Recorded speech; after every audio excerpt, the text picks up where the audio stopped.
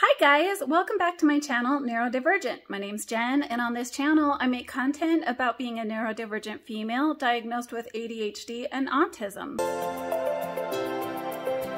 This is the final video in my 3-part docu-series exploring my neurodivergent characteristics.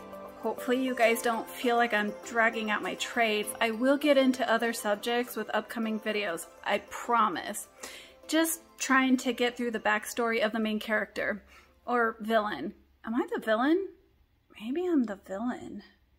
If you missed my first 2 videos, I'll link them in the description below. Feel free to go back and listen to see if you relate to anything. Maybe put them on 2 times playback speed or something. I don't know.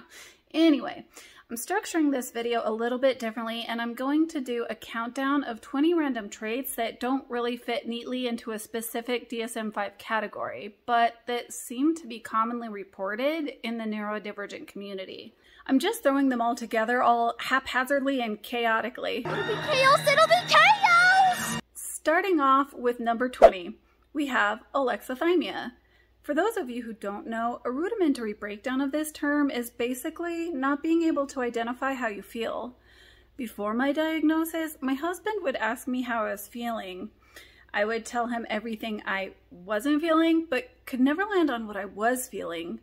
I would say things like, well, I don't know, I'm not depressed, like how I'm feeling isn't that bad, but I'm not angry or disappointed.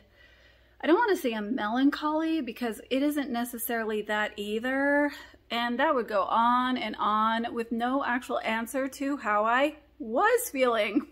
Only a list of things that I wasn't feeling. At the time, I thought this was just me being indecisive. Now I know there's actually a term for this and that it's common in autism. Number 19, being task-oriented. I am so task-oriented. Everything in my life seems to revolve around it. This basically means that my plans, objectives, and projects that I want to accomplish kind of have a monopoly on my thought processes. This could include mundane things like chores that I want or need to get done to what I consider projects like reorganizing my attic or scripting and filming these videos. I tend to get irritated at anything that gets in the way of me getting my tasks done, and almost everything feels like an interruption or a hindrance to what I want to get done during the day. This could include needing to go pick someone up, a friend asking me to hang out, even if it's planned in advance, or almost anything else that is not something that I want to do with my time.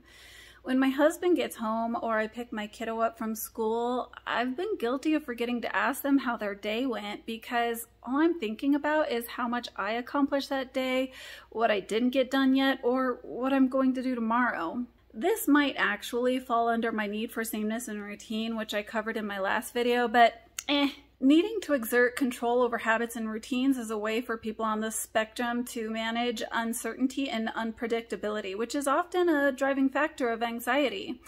This is why we try so hard to regulate our environment through repetition. And wanting to get projects done like these videos is me engaging in my special interests. I definitely have hyperfixation when I start a preferred task. I don't want to step away to eat or to use the restroom, and being interrupted, like I said, makes me irritable. Number 18, slow processing speed. Part of the reason I prefer written communication over phone calls is because it gives me time to think about what I want to say or how I wish to handle a situation. Number 17, strange body posturing. I tend to sit funny. I always seem to sit on my feet or on the floor or with my legs up if I'm sitting in an office chair, or sometimes I'll squat. Basically, I often find myself sitting like a first grader, and for some reason, none of my fully grown adult peers seem to do this. Additionally, whenever I'm barefoot and standing on any area that isn't carpeted, I tend to walk on the outsides of my feet. This may be similar to toe walking, many report as one of the earlier signs of autism, but who knows. I actually posted about this in one of the Facebook groups I'm in, and it got over 100 responses, with many others saying they do the same thing. So it's a thing, apparently. Number 16, not dressing appropriately. I don't dress properly for the weather or for my age. I tend to wear summer clothes and dresses all the time, even if it's like a blizzard outside. I've been teased for this by everyone in my life. They used to act shocked whenever they would see me in a pair of jeans or leggings, saying they didn't know I owned any. I own like 3. Thank you very much. And the dresses I do tend to wear don't match my age. Most would consider what I wear to be more appropriate for a teenager. Once again, I'm very self-aware and I know how I present to the rest of the world. I just don't seem to care for some reason. Number 15, time blindness. I have difficulty gauging the time needed between 2 events, knowing when an event starts or when I need to start getting ready to get somewhere on time. I tend to think in this abstract world where I don't realize events overlap, even though I do know at the same time. Not too long ago, I missed the funeral of a close friend because of my time blindness, and it hurt a lot. I had told several different people what my plans were for that day. The day of, I had gotten dressed and for once, thought I even had some time to kill. I was ready, only I wasn't. I thought I knew the time it started in my mind, but at the same time, I knew I didn't know the time it started. I knew I needed to check the Facebook page to see what time it began, and I did eventually do it that day.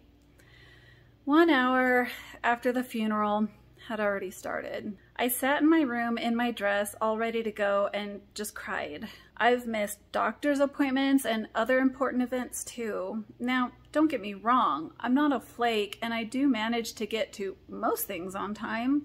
I use tools like calendar reminders to help me, and my office assistant, my husband, helps keep me on track too. But what I really want to get across about this subject is that strange thought process of knowing and not knowing times and overlapping activities. It's almost like my brain enters some kind of strange paradoxical time warp, or like Schrodinger's cat, where I think the cat is both dead and alive in the box at the same time. I also struggle with remembering typical dates and events, like when school starts and ends on average, what months seasons change in, or when people's birthdays are. And number 14, face blindness. I will recognize jewelry, clothing, or hair over faces. I constantly run into people at the store or see someone in a social context that I've met previously, and I won't recognize them. And of course, I have a story to share with you about this. I was having a Skype video call with a colleague who happened to have the same name as another colleague I'd recently spoken to. I began sharing confidential financial information about my business with that person, which was meant for the other colleague. I did not realize I was talking to the wrong Rebecca until she said something that made me realize who she was. I had done video calls with both of them several times.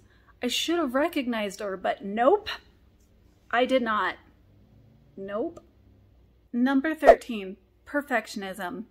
I touched on this a bit in my introductory video, but this is a fun one for me. Caroline Robbins talks about this in her video Perfectionism and ADHD, which I'll link in the description below. She shared about how several of her patients would spend hours trying to get the fonts just right on PowerPoints or graphs rather than focusing on the content or the deadline. And let me tell you, I related to that harder than ketchup relates to French fries. I myself have been guilty of spending 4 or 5 hours playing with fonts, positions, and colors on graphics or promotional materials.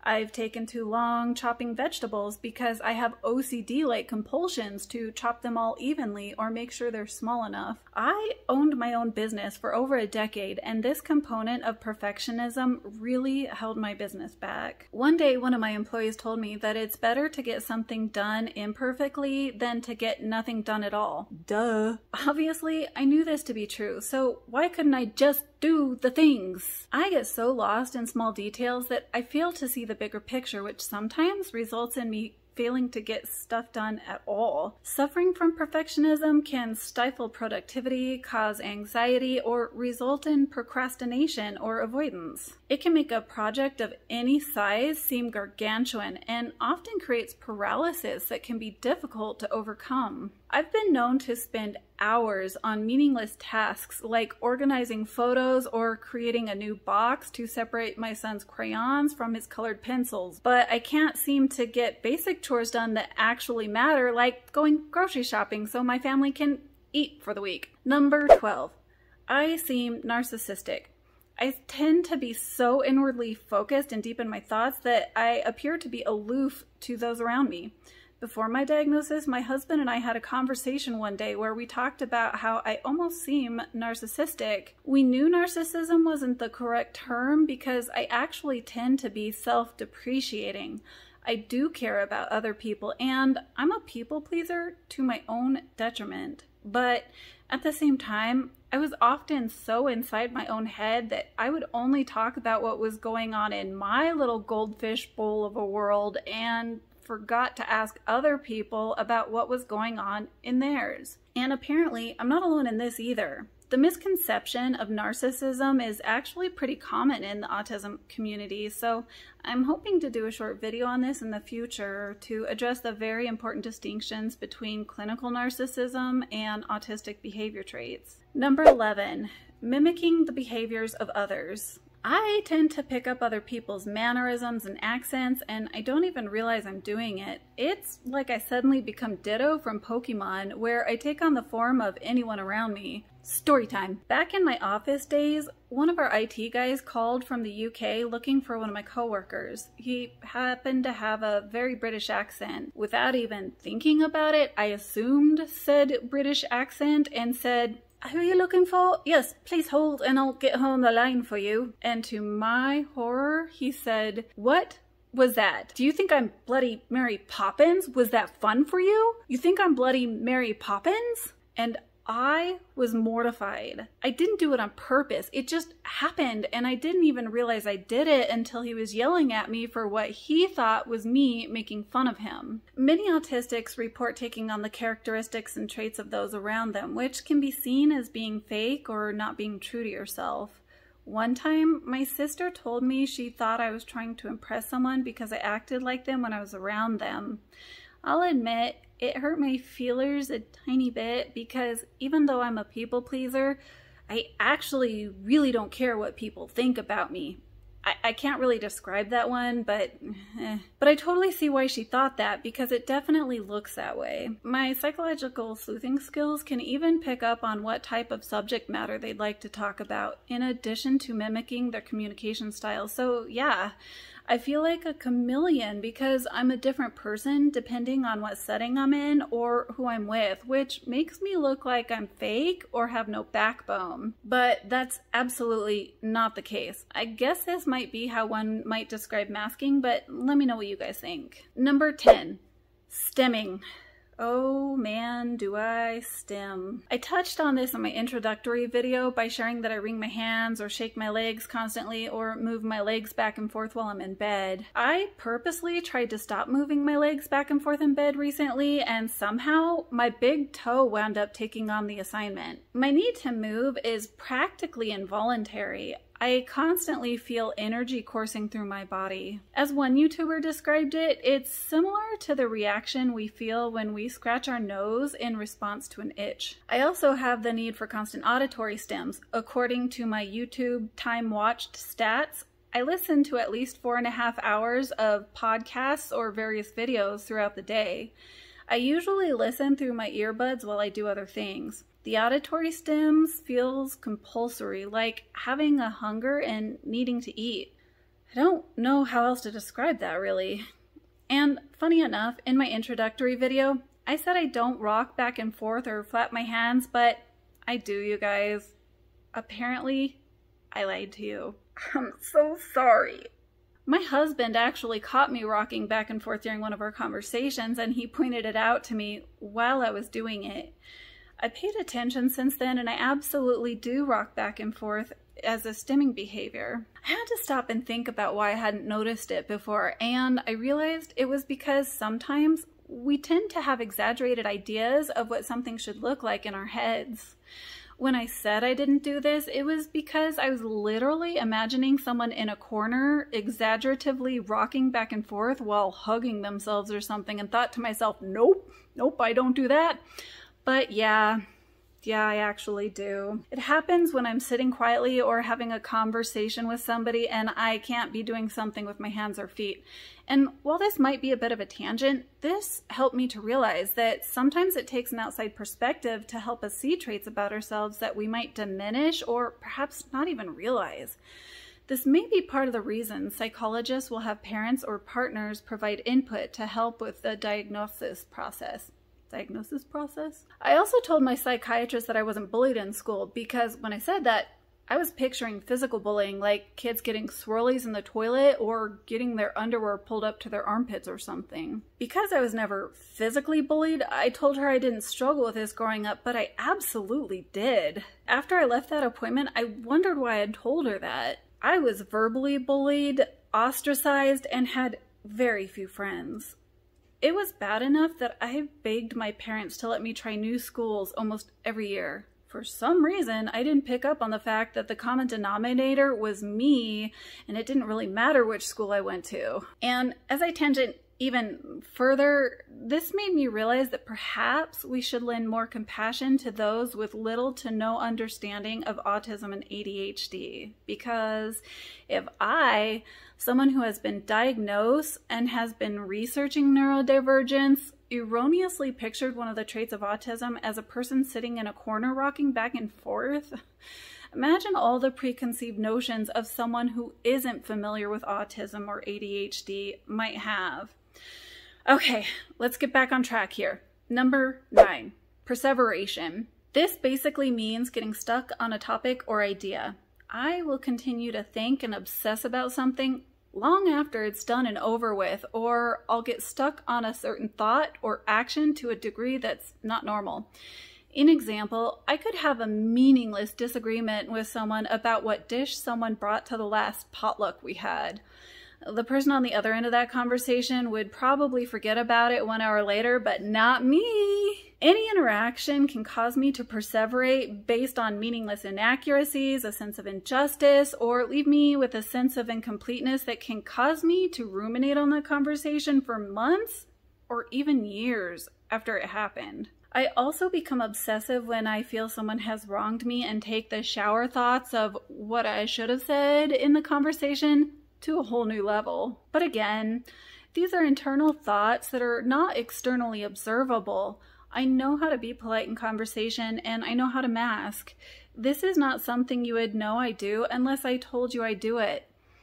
Like I am here on the internet.com to thousands of people. Moving on, trigger warning for number 8, which addresses meltdowns and self-harm. So if you'd like to skip ahead to the next chapter in this video, you can do that in the timeline below. As a teenager, I unfortunately engaged in cutting, and embarrassingly enough, I have had emotional meltdowns that have resulted in other self-harms like hitting or banging my head, even as an adult.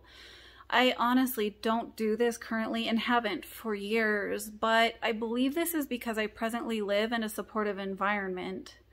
The DSM-5 talks about some traits of autism not fully manifesting until social demands exceed capacity, and I believe that in a similar way, our environment can also play a role in how these traits manifest. Those who don't live in a supportive environment may experience more negative and severe symptoms.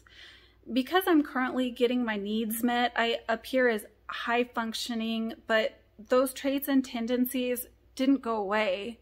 They're likely just not manifesting at this current point in my life because of the fact that I live in a stable and supportive environment. Number 7, feeling driven by a motor. While this seems like a stereotypical trait I plagiarized directly from the ADHD playbook, it's very true for me. I have great difficulty relaxing, sitting still, or not feeling like I have to get stuff done. I feel like I always have to be doing something, and I honestly can't think of a better description than being driven by a motor. I tend to feel guilty if I'm not using most of my time to do productive things. Then I feel guilty for not sitting down, enjoying life, and smelling the roses or whatever it is that you're supposed to do to relax. It's a no-win situation for me, so that's fun. Number 6, overexplaining. My propensity to over-explain everything is because I often feel misunderstood. I tend to follow up almost everything I say with, you know what I mean? Or, does that make sense? Not because I don't think the other person understands what I'm saying, but because I often feel like I'm so confusing that no one understands me. Number 5, I feel like I'm smart but have no common sense. Number 4, I have linear and categorical thinking. I feel like I think in flowcharts, pie charts, and percentages. I tend to lump conversations and experiences into categories, boxes, or chapters. I also tend to make mental comparisons between aspects of objects or ideas in a metaphorical manner. It's like I tend to think in parables, which leads me to relay those comparisons to others in my responses, which leaves the conversation feeling a little less grounded. Number 3, a busy mind. To be fair, most women have a higher mental load to begin with, but I feel like neurodivergence takes this trait and puts it on steroids. My husband and I like to play the "what are you thinking about" game whenever neither one of us has said anything for a while. Usually this happens to take place when we're in the car. When he asks me, I'll be like, well, I was thinking about this interaction I had with so-and-so this morning and how this one thing they said ties into our current economic problems, which made me think about how cultures and civilizations lived 2,000 years ago, so that obviously led to me thinking about the universe and the meaning of life. But when I ask him what he's thinking about, he'll be like, that car in front of us is white. Man, it is so clean and simple in there. Can I come and hang out in your brain for a while, please? I just need a little bit of a break. I won't stay long, I promise. I just want to see what it's like. Number 2, lack of imagination. I didn't really engage in imaginative play as a child, which I'll get more into in a later video, and I couldn't engage in imaginative play with, let's say, for example, my son now as an adult. I remember one time I tried to join in on a game of Dungeons and Dragons at the behest of my girlfriend, who didn't want to be the only girl playing.